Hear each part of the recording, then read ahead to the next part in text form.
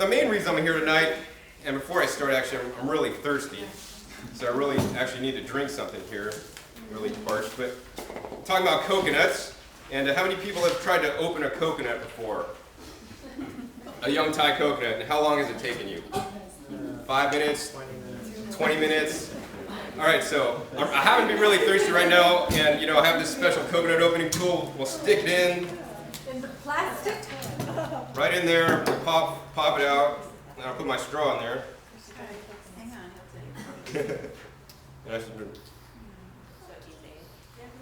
So it's almost as easy as opening one of those coconut waters in the Tetra Pak.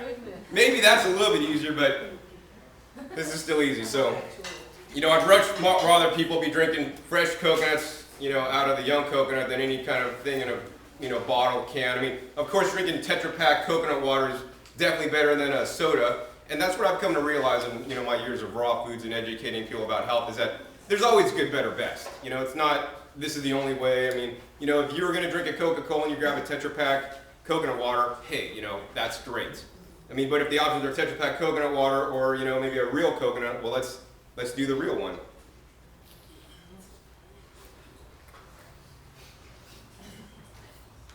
All right. So I'll have that there in case I get thirsty. So yeah, that's the easiest way to open a coconut. That's the coconut opening tool. I nobly have some on the back table. I think they're $15 today.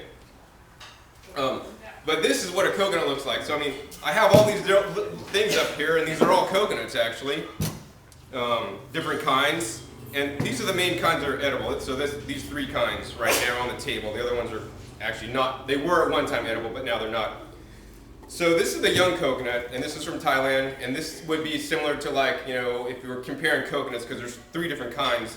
I couldn't say these are different varieties. Well, actually they are. There are different varieties. Like they have apples, they have Fuji apples and green apples and different kinds of red delicious apples. So if coconuts were apples, the Thai coconut would be like a Fuji apple. So it's like the sweetest coconut that you could get.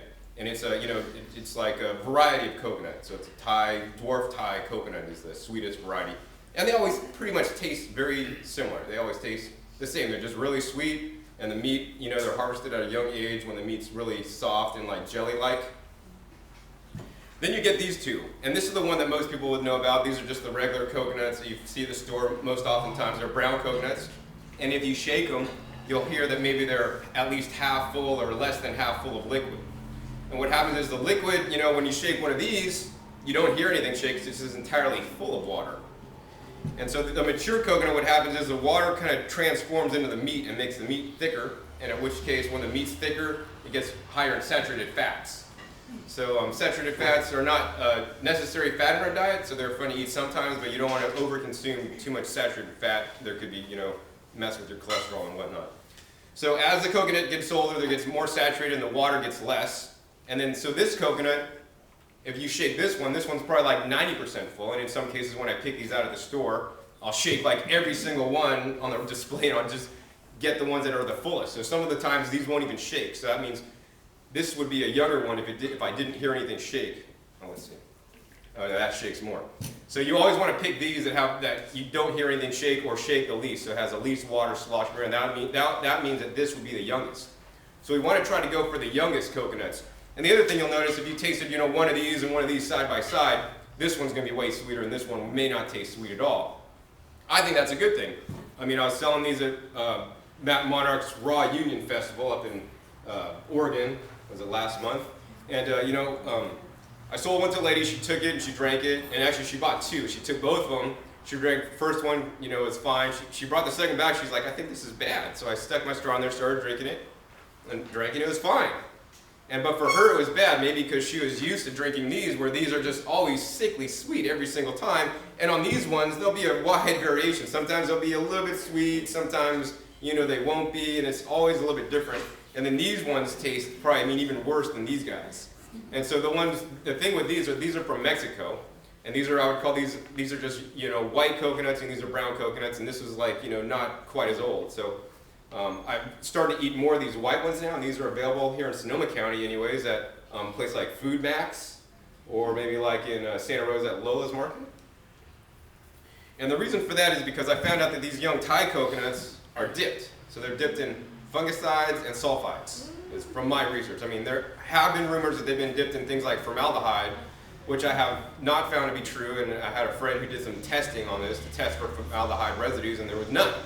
But nonetheless, there's no formaldehyde in this, but there is sulfides and fungicides, and the sulfides are like what they put on, dried fruit to keep them nice and plump and pretty.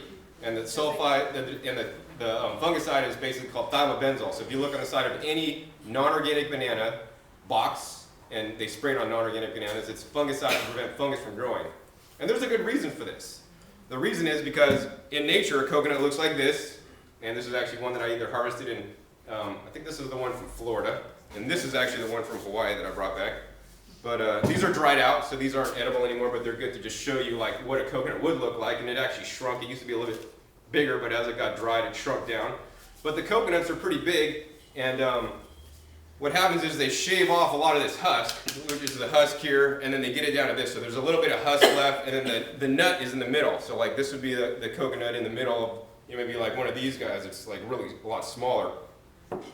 The reason why they do that is because what happens is, because I've done this, I've actually gone to Hawaii or to Florida and actually ship them back to myself from Hawaii, either UPS or actually took them in my carry-on bag or my check-in bags, 2 50-pound bags of coconuts. And actually that's what some of these are from. When I take them back, if I try to bring the whole ones back, I can't fit as much because they're pretty heavy. But if I shave them down to like this point where I'm leaving a lot of the nut on with a little bit of the end, to cover the eyes, because if the eyes are too young, the water will just leak out of the eyes and then it'll just go bad. So I leave a lot of the husk on to protect the eyes, and then these ones I actually didn't get a chance to eat, and they actually dried it out before I ate them. So that's why I have these as nice props now. And they look like little grenades or something, but I mean my friends like Paul Nissan's backyard chopping up my coconuts the day before my flight and loading up my luggage. That's really fun. But what I learned from doing all this is actually that the reason why they dip them is because they have to, because if they didn't dip them, we wouldn't get them, because on one of the shipments I shipped back from Hawaii, I shipped whole coconuts back, and they were young. This is more of a mature one. When they're mature, we don't have the problem because the eyes are nice and formed, and they build up basically a kind of a tough skin or cells to prevent things from going in and out. But when it's not old, things can go in and out easily, because that's how the water gets in, and then basically these coconuts are nuts, and what they'll do is they'll actually sprout a tree out of this, and then you could eat the coconut sprout. How many people in here have had coconut sprout? 1, 2. Oh, there's another guy in here. I know he had one. Where is he? Oh, there. Yeah, but coconut sprouts are really delicious. What happens is, basically the sprout starts to grow out of this main eye. There's basically 2 eyes and a mouth on here. The eyes, in my opinion, have the kind of eyebrows, and those are the hard holes to get through. So if you're going to poke through the holes, it's easier just to poke through the mouth right here on the bottom. And what happens is out of the mouth, there's this like little seed. Once you open this up, it's like a little small kind of thing. If you pop it open, you'll see it come out. But that's where the tree starts to germinate. And inside the meat and the water is basically the food for the coconut sprout. And what happens is inside it turns into this like puffy angel food cake consistency, like this sponge. And it's just like really amazing. There's nothing else like it. And it tastes really fluffy, and it's a little bit sweet, and depending on the stage of the coconut sprout, it could be really watery or really dry.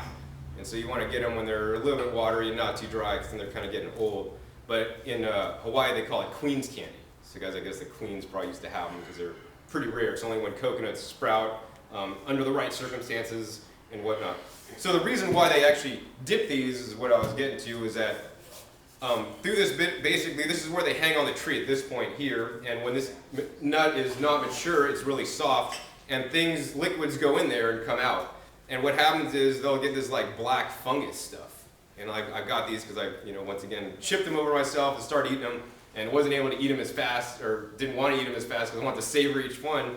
And it's got this black fungus stuff that just grew into this and then penetrated easily into the water, and then it made the water taste all funky, and I basically just had to throw them out at that point, so it was really sad. So that's why they dip them. The question is, does the treatment of the sulfides and the fungicides get into the middle of the nut so that we shouldn't eat it because it's contaminated with stuff? And my answer to that would be probably not, but I don't know for sure.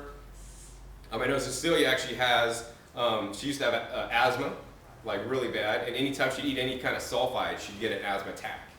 So I do know that, you know, she eats coconuts a lot and she never has an issue. I guess one time I was with her and she had a coconut water and she got a little tight-chested. But, you know, so for the most part, I think they're fairly safe. But knowing that, you know, I mean, if you're eating non-organic bananas, you're probably getting more thymobenzol fungicide than you are eating, you know, one, you know, non-organic Thai coconut. And so once again, it's always good, better, best. And I think it's much better than other things. So what I do now is I used to eat up to 6 coconuts a day when I first got into raw foods, which I don't recommend. That's actually a lot, really high in fat, especially if you're eating the meat. If you're just drinking 6 waters a day, that's probably not too bad. But the meat is really, you know, that's really too much. But I needed that because I was really active and it really seemed to satisfy some cravings.